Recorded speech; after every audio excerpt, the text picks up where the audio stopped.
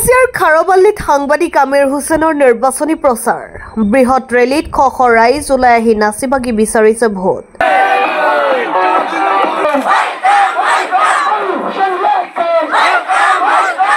৪১ number Balaipathar গাঁও পঞ্চায়তৰ অন্তৰ্গত খাৰবাল্লি গাঁৱৰ ৬ নম্বৰ খণ্ডৰ সদস্য পদত অৱতীৰ্ণ হৈছে আমিৰ হুছেইন।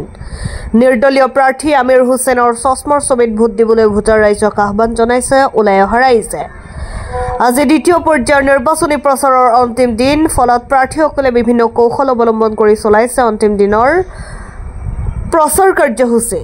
কলগাছিয়াৰ পৰা মহিবুল ইছলামৰ ৰিপৰ্ট এনি লাইভ। বিগত দিনত আমি লক্ষ্য কৰিছিলোঁ যে যিবিলাক পঞ্চায়ত সদস্য হওক, আঞ্চলিক সদস্য হওক, আচলতে পঞ্চায়তৰ সভাপতি হওক, জিলা পৰিষদৰ সদস্য হওক, ব্যাপক হাৰত তেওঁলোকে দুৰ্নীতি কৰিছিলে, ৰাইজৰ কাষত চাপিব পৰা নাছিলে। আচলতে এইবাৰ মই সেই দুৰ্নীতিৰ বিৰুদ্ধে থিয় দিছোঁ আৰু মোৰ লগত আমাৰ ৬ নং ৱাৰ্ডৰ সমূহ সদস্যই, সমূহ ভোটাৰে মোক ব্যাপকভাৱে সঁহাৰি জনাইছে।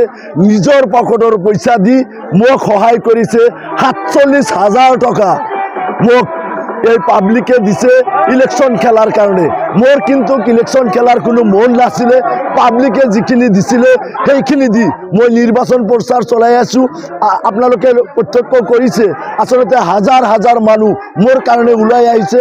মই সদায় দুখীয়াৰ লগত আছোঁ, চিৰদিন থাকিম। আৰু আমাৰ গাঁওখন পিছপৰা, অতি পিছপৰা, আচলতে গৰাখহনীয়াত উদ্বাস্ত হৈ মানুহ চহৰৰ মাজত বসবাস কৰে। তাতে আচলতে ৰাস্তা ঘাট নাই, অহাৰ কাৰণে এম্বুলেন্সৰ কোনো ব্যৱস্থা নাই। আচলতে মানুহৰ মনৰ আশা আছে যে আমিৰ হুছেইনক যদি ব্যাপক হাৰত ভোট দি জয়যুক্ত কৰোঁ, তেন্তে আমাৰ এই ৰাস্তা ঘাটৰ যি সমস্যা আছে তেওঁ সমাধান কৰিব। আৰু মই দুৰ্নীতিৰ বিৰুদ্ধে কেতিয়াও আপোচ নকৰোঁ।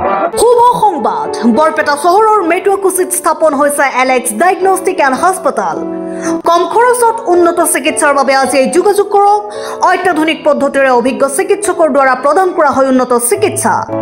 কম সময়ত আধুনিক পদ্ধতিৰে কৰা হয় বিভিন্ন ৰোগৰ পৰীক্ষা।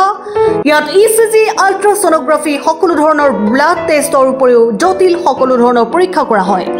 আজি যোগাযোগ কৰক। যোগাযোগৰ নম্বৰ 6003136135 নাইবা 8099273960 নম্বৰত।